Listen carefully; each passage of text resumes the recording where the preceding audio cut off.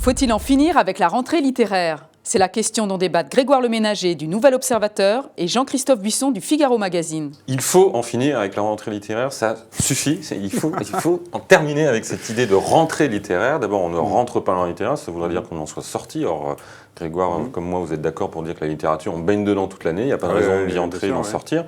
Et puis la rentrée littéraire, c'est un côté rentrée scolaire. Où est-il écrit que les gens sont habilités à lire mieux, ou en tout cas de meilleurs livres en août, septembre, octobre, plutôt qu'en janvier, février, mars? Pour quelles raisons? Moi, j'aimerais qu'on m'explique à un moment donné pourquoi en France, alors que ce n'est pas le cas dans les autres pays du monde, il y a une rentrée littéraire où tous les éditeurs publient les supposés meilleurs livres de leur maison, font attendre des auteurs parfois jusqu'à un an en disant « on va te publier à la rentrée littéraire ». Moi, je trouve ça absurde. En plus, c'est le moment où les gens ont le moins d'argent parce qu'ils sont assommés d'impôts par vos amis socialistes, cher Grégoire, donc ils n'ont pas les moyens. Donc, ils se privent de nombreux livres qui sont supposés être justement des bons livres parce qu'ils vont se dire, bon, à la rentrée, je vais m'offrir 2-3 livres et puis plus tard, grosso modo, on leur propose des livres supposés moins bons. Donc, c'est totalement absurde. Ça veut dire qu'il y a plein de bons livres qui sont sacrifiés dans cette rentrée parce qu'il n'y a pas de la place pour tout le monde, parce qu'en plus, il y a de très bons livres qui sortent au printemps malgré tout et qui continuent à vivre et que les libraires ont envie de défendre. Et il va arriver des dizaines et des dizaines, je ne sais plus combien de livres à la rentrée, 500, 600. 607 romans pour la rentrée littéraire 2014. C'est absurde. Donc il y a des livres qui sont mornés quand ils arrivent, enfin, c'est des choses qu'on sait déjà. Donc moi je pense qu'il faudrait vraiment en terminer avec cette idée de rentrée littéraire. Voilà, je sais que Claude Durand, quand il était à la tête des éditions Fayard il y a quelques années, avait proposé ça, avait lancé le mouvement, personne n'a suivi et je trouve ça bien dommage.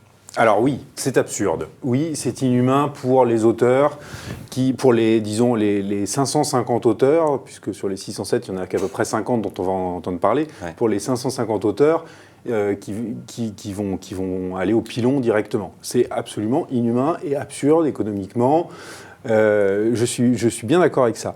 Là où ça et je suis assez d'accord aussi sur l'idée que c'est absurde que ça se passe à la fin août et au début du mois de septembre, qui est le moment où on n'a plus tellement envie de lire, ou moins le temps en tout cas de lire, et ça serait sans doute beaucoup plus logique que tout ça se passe au printemps, de manière à ce que le public puisse lire les livres pendant l'été, pendant que le public est en vacances. Ça dispenserait de lire Guillaume Musso, ça lui permettrait de lire, je sais pas, Emmanuel Carrère ou quelque chose comme ça.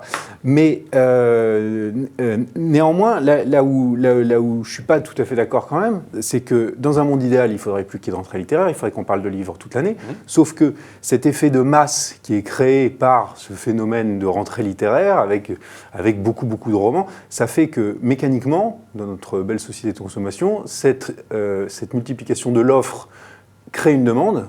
Et la politique de l'offre et de la demande. Non, mais c'est un peu absurde. Je suis tout à fait d'accord. C'est ce que disait Jérôme Lindon. Jérôme Lindon disait l'édition, c'est le secteur de l'économie où on répond à une baisse de la demande par une augmentation de l'offre.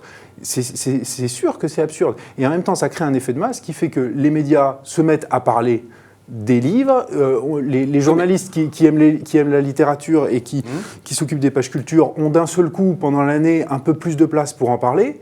Du coup, ça permet de toucher des gens. Oui, mais c'est notre responsabilité aussi. Pourquoi on se focalise, nous médias, sur la rentrée littéraire? Qu'est-ce qui nous oblige à le faire finalement? Qu'est-ce qui vous oblige et m'oblige à dire en fin août, début septembre, on va traiter sur 20 pages les livres de l'art? S'il n'y a plus de rentrée littéraire, on va étaler tout ça. Et c'est à nous-mêmes, si on se met d'une certaine manière à moins traiter la rentrée littéraire, les éditeurs seront obligés d'étaler leur parution. Donc, mais ça se fait pas. Ça se fait pas. C'est l'histoire de la concertation, je pense qu'à un moment donné. Mais la conception et avec les libraires qui sont partie prenante. Donc pourquoi ne pas imaginer une grande concertation générale pour se dire entre journaux, entre libraires, entre éditeurs, entre auteurs, on se voit tous et on met ça sur la table en disant est-ce que c'est pas absurde de conserver cette idée de rentrée littéraire? Il faudrait peut-être l'envisager un jour. En attendant, les journalistes, ils sont là pour rendre compte de phénomènes qui les dépassent, dont ils ne sont pas du tout les maîtres.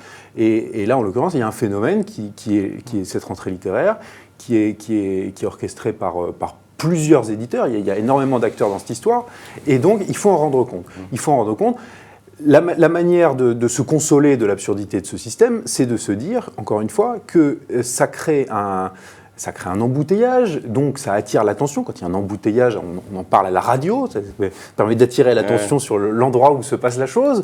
Et du coup, de cet embouteillage émerge, de cette masse de livres, émergent quelques titres. Alors vous allez me dire, c'est toujours... Et le système des prix littéraires aide aussi à faire émerger quelques titres. C'est pas qu'il aide, mais je crois que c'est le point central. C'est le système des prix littéraires qui en fait, je pense, oblige à une rentrée littéraire. Parce que tous les livres qui sont publiés en août-septembre sont publiés comme des rampes de lancement potentielles pour glaner un prix littéraire plus tard. Oui, bien sûr. Et puis il y a un phénomène d'habitude qui est détestable. Je ne sais plus si c'était La Boétie ou Montaigne qui disait la première raison de la servitude volontaire, c'est l'habitude. Ben, nous y voilà.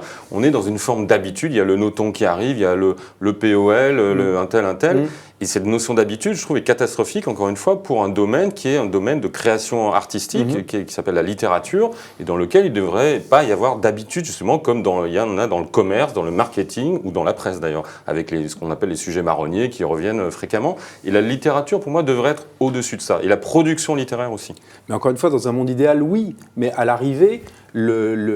c'est comme la démocratie, c'est le pire des systèmes à l'exception de tous les autres. Et ça, encore une fois, ça permet de toucher des gens qui achètent un livre par an. C'est le moment où ils entendent parler des livres, où on leur rappelle qu'il y a des écrivains français. Et ce phénomène de concentration, il permet quand même de faire émerger des auteurs. Cette année, si on parle d'Adrien Bosc ou d'Éric Vuillard, et pas seulement d'Amélie Nothomb ou Emmanuel Carrère, c'est précisément parce qu'ils se retrouvent sur toutes les listes de prix en même temps. Alors c'est très triste pour ceux qui s'appellent ni Adrien Bosc ni Éric Vuillard, et dont les livres sont souvent très intéressants aussi, mais c'est comme ça. Ouais, c'est une forme de fatalisme contre lequel je m'élève.